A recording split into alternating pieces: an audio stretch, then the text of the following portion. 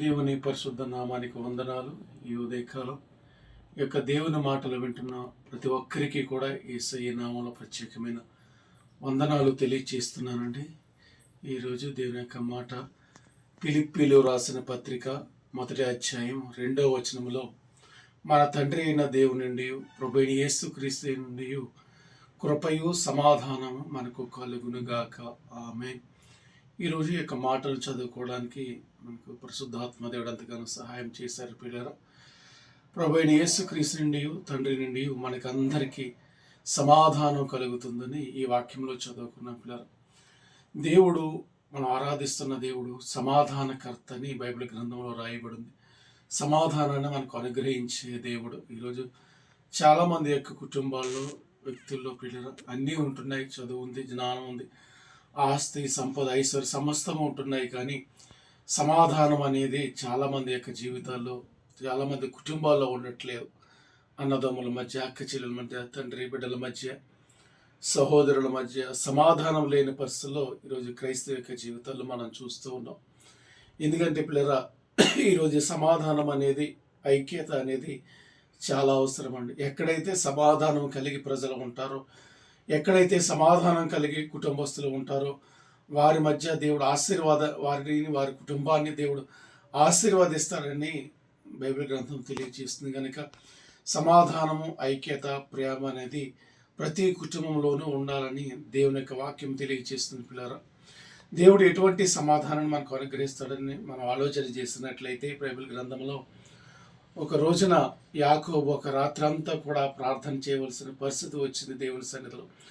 ఎందుకంటే పిల్లరా, దేవుడు యాకోబు తన మామ అయిన లాబాను ఇంటి దగ్గర ఉన్నప్పుడు, వేరే దేశంలో ఉన్నప్పుడు, ఒక రాత్రి దేవుడు ఆయనతో మాట్లాడి, ఎన్నాళ్ళు ఈ మామ ఇంటి దగ్గర ఉంటావు, నీవు లేచి నీ సహోదరు దగ్గరికి, నీ స్వజనుల దగ్గరికి వెళ్ళమని చెప్పినప్పుడు, తన ఆస్తిని, తన పిల్లలను సమస్తాన్ని తీసుకుని బయలుదేరి వెళుతూ ఉంటాడు. సరిగ్గా ఎబ్బోకురేవ్ అనే ప్రాంతానికి వచ్చేసరికి ముందు తన భార్యలను, బిడ్డలను, ఆస్తిని, సంపద అంతా కూడా పంపివేసి తను ఒంటరిగా ఉండి దేవునితో పెనుగులాడవలసిన పరిస్థితి యాకోబుకి వచ్చిందండి. ఎందుకంటే యాకోబుకి ఏశావు ఎదురైతే చంపేస్తాడన్న భయం యాకోబులో ఉంది. ఎందుకంటే చిన్నప్పుడే తన యొక్క జ్యేష్ఠత్వాన్ని ఈయన కొనేసుకున్నాడు. అన్నను మోసం చేసిన వ్యక్తి ఎవరంటే యాకోబు.